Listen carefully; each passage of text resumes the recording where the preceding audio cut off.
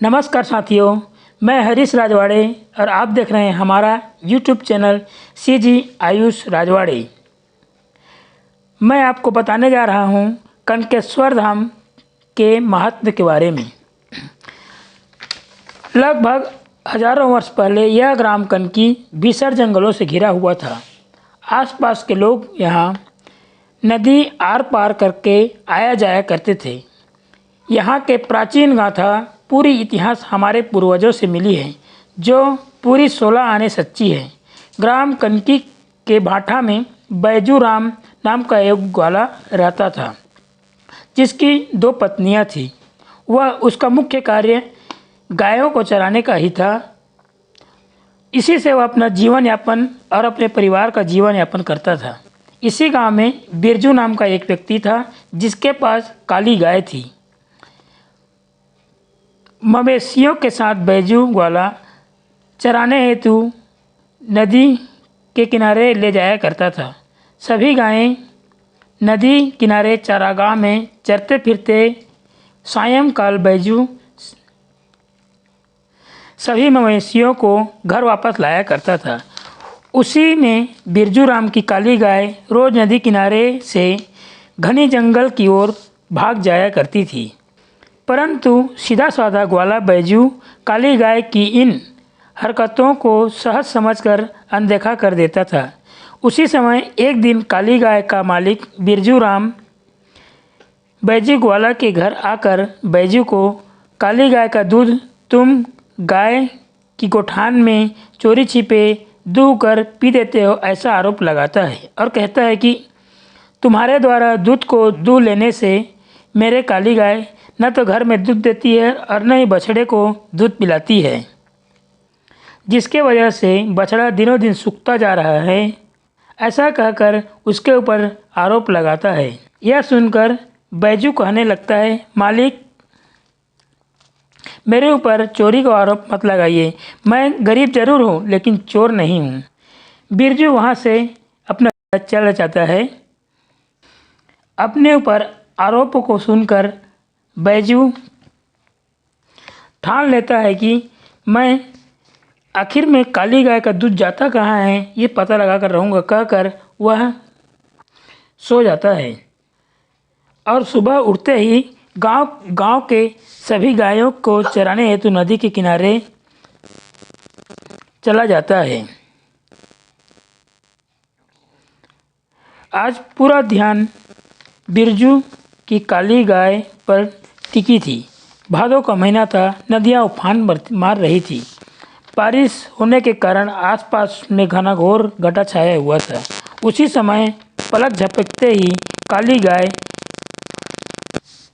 वहाँ से नदी की तरफ भागने लगी। ग्वाला बैजू भी गाय का पीछा करते हुए पीछे पीछे जाने लगा। काली गाय नदी को पार करती जंगल के बीच जाने लगी।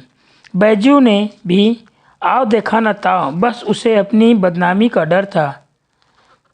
भरी उफान में भी नदी को पार कर गाय के पीछे गया और काली गाय को देखकर अचंभित हो गया। वह देखता है कि काली गाय एक बांस के ढूंढ के किनारे डिलवा में अपना सारा दूध गिरा रही थी।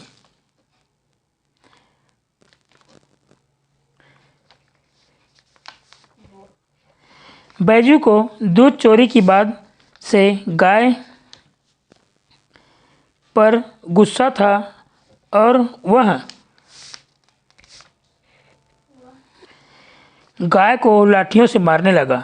लाठियों के मार से भी गाय तनिक भी टस से मस नहीं हुई। जब थन का पूरा दूध गिर गया, तब काली गाय अपने आप किनारे खिसक गई। गाय के खिसकने के बाद ग्वाला बैजू वहीं बांस की ठूंठ जिसमें डिलवा बनी थी, लाठियों से पीट कर फोड़ने लगा। वहीं से कनकी चाउर का टुकड़ा निकला। मान्यता है कि इसी चाउर कनकी के कारण ही इस गांव का नाम कनकी पड़ा, जिसे आज हम कनकेश्वर धाम के नाम से जानते हैं। इधर बैजू को रात को नींद नहीं आ रही थी। नींद आते ही रात सपने में स्वयं भगवान भोलेनाथ बैजू को दर्शन दिए और बोले, अरे बैजू ग्वाला, जिस जगह को तूने काली गाय को अपना दूध गिराते हुए देखा है, तूने अपने लाठियों से जिस बांस का ढूंढ को मारा है, वही स्थान मेरा निवास है। तुम कल सुबह जाकर इस स्थान को साफ सफाई कर देना और खोद कर देखना, वहाँ तुम्हें मेरा साक्षात दर्शन होगा। तुम मेरे भक्त हो, इसलिए तुम्हारे वंशज ही आगे चलकर मेरी पूजा अर्चना करेंगे। ऐसे कहकर भगवान शिव अंतर्ध्यान हो गए। बैजू सुबह जल्दी उठकर उस पूरी घटना को अपनी दोनों पत्नियों को बताता है और आसपास के पड़ोसियों को ही बताने लगा। भगवान भोले के भक्तों ने इस पर विश्वास किया, परंतु कुछ लोग इसे अनर्गल बात कहकर अनदेखी कर दिए। परंतु बैजू राम रात सपने को सच मानकर उस स्थान की साफ सफाई एवं बांस ढूंढ को खोद कर देखा तो वहाँ सच में शिवलिंग मिला। बैजू घर आकर शिवलिंग की बात सभी लोगों को बताने लगा। सभी शिवलिंग के दर्शन करने नारियल, सुपारी, फूल, बेलपत्र लेकर जाने लगे। देखते ही देखते पूरी घटना आसपास के गांवों में भी फैलने लगी। सभी शिवलिंग के दर्शन को आने लगी। उस समय कोरबा रियासत के राजा के कानों में भी इस बात की भनक हुई और वे भी अपने सहयोगियों के साथ कनकी धाम आए। कनकी आकर उन्होंने यहाँ के उस स्थान पर जाकर देखा तो सही में शिवलिंग था और गांव वालों के साथ उन्होंने बैठक करके बताया कि हम यहाँ पर मंदिर बनवाएंगे। उन्होंने मंदिर बनवाया कि इस गांव का नाम आज से कनकेश्वर धाम रखेंगे। उन्होंने मंदिर बनवाने के लिए सहयोग प्रदान किया। धीरे धीरे यह गांव बसने लगा। कनकी के मालगुजार राजा मंदिर बनवाए। तभी से कनकेश्वर धाम के मंदिर में बैजू राम की पीढ़ी दर पीढ़ी पूजा करते आ रहे हैं। यहाँ महाशिवरात्रि में भव्य मेला का आयोजन किया जाता है और सावन माह में लगभग महीने भर यहाँ कांवरियों का आना जाना लगा रहता है। यहाँ सावन के पहले पहले प्रवासी पक्षियों का भी आगमन हो जाता है, जिससे यहाँ का नाम पर्यटन के नाम से भी प्रसिद्ध है।